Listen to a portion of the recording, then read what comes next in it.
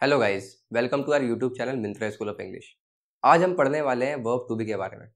आपको पता है बहुत लोग is am are, was were and will be का यूज़ करने में कंफ्यूज होते हैं। तो उसी के कंफ्यूजन दूर करने के लिए हम ये वीडियो आपके लिए लाए हैं। इसमें हम देखेंगे कि is am are, was were and will be का कहाँ कहाँ यूज़ होता है। तो जो सबसे पहला यूज़ होता है वो होता है आपका आइडेंटिटी बताने के लिए। आइडेंटिटी का मतलब होता है किसी का पहचान या परिचय बताने के लिए। दूसरा जो यूज़ होता है इसका, वो स्टेट या कंडीशन बताने के लिए, मतलब किसी की स्थिति या किसी का हाल बताने के लिए हम लोग is am are, was were या विल बी का यूज करते हैं। या किसी की क्वालिटी बताने के लिए, उसका गुण या विशेषता, या उस किसी के एग्जिस्टेंस बताने के लिए हम लोग इसका यूज करते हैं। एग्जिस्टेंस का मतलब होता है अस्तित्व या होना।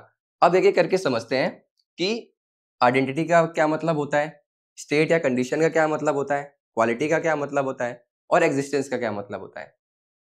अब डिस्कस करते हैं कि आइडेंटिटी का मतलब क्या होता है। आइडेंटिटी का मतलब होता है किसी की पहचान या परिचय बताना। मतलब हु अ पर्सन इज और व्हाट अ थिंग इज।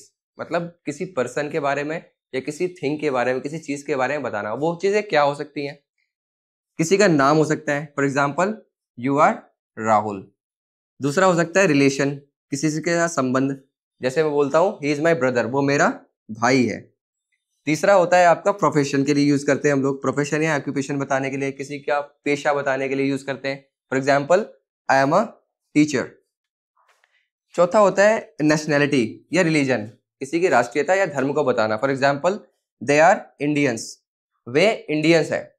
पांचवा होता है आपका रोल बताना, किसी का रोल या पोजीशन को बताना, किसी की भूमिका या पद के बारे में बताना। For example she is the captain, वो कैप्टन है। अब डिस्कस करते हैं कि स्टेट या कंडीशन क्या होता है। स्टेट या कंडीशन का मतलब होता है स्थिति या हाल। इसका यूज हम लोग तीन तरीके से करते हैं। एक तो इमोशंस को बताने के लिए, स्टेट का मतलब या कंडीशन का मतलब इमोशंस हो सकता है, या फीलिंग्स मतलब आपकी भावनाएं। जैसे हैप्पी, सैड या टायर्ड। हैप्पी मतलब खुश होना, सैड मतलब दुखी होना, टायर्ड मतलब थके हुए होना। तो इन सब सिचुएशंस को बताने के लिए is am are, was were या विल बी का यूज कर सकते हैं। या फिर लोकेशन को बताने के लिए यूज कर सकते हैं कि आप कहाँ पर हो।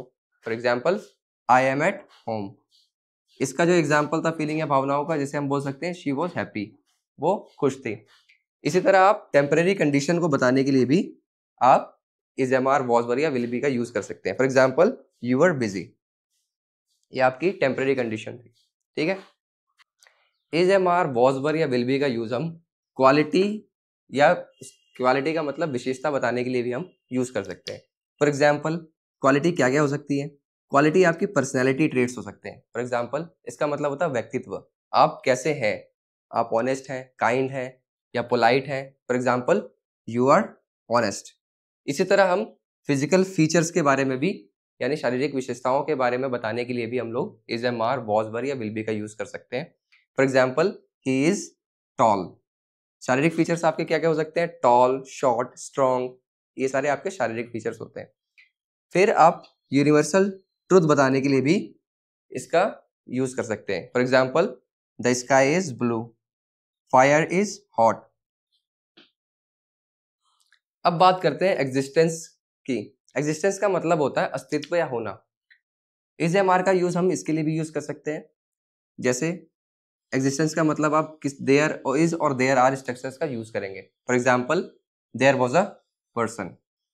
इसी तरह आप इसका एग्जिस्टेंस का इस्तेमाल आप प्रेजेंस इन टाइम या प्लेस को बताने के लिए भी इसका यूज करते हैं। For example there is a problem, there was a party. इसी तरह आप जनरल एग्जिस्टेंस को भी बताने के लिए हम लोग is am are, was were या विल बी का यूज करते हैं। For example God is everywhere. General existence का मतलब होता है सामान्य अस्तित्व। ठीक है। अब हमने चारों चीजें क्या क्या डिस्कस कर ली? आइडेंटिटी के बारे में डिस्कस कर लिया, स्टेट या कंडीशन के बारे में डिस्कस कर लिया, क्वालिटी क्या क्या होती है इसके बारे में डिस्कस कर लिया, और एग्जिस्टेंस के बारे में भी डिस्कस कर लिया कि ये सारी चीजें क्या होती है। तो बेसिकली जो वर्ब टू बी है और उसकी जो फॉर्म्स है आपकी is am are, was were और विल बी, इन सभी का यूज हम इन चारों चीजों के बताने के लिए हम लोग यूज करते हैं। अब अगली वीडियो में हम नेक्स्ट पार्ट में हम लोग इज एम आर के बारे में डिटेल में डिस्कस करेंगे कि इज एम आर का यूज हमें कैसे करना है। स्ट्रक्चर के साथ अलग अलग सेंटेंसेस का यूज करना सीखेंगे, जैसे affirmative sentences, negative sentences, interrogative sentences and interrogative plus negative sentences. अगर आपको ये वीडियो पसंद आया हो तो चैनल को सब्सक्राइब जरूर करें और ये अपने दोस्तों के साथ शेयर करें। ज़्यादा से ज़्यादा।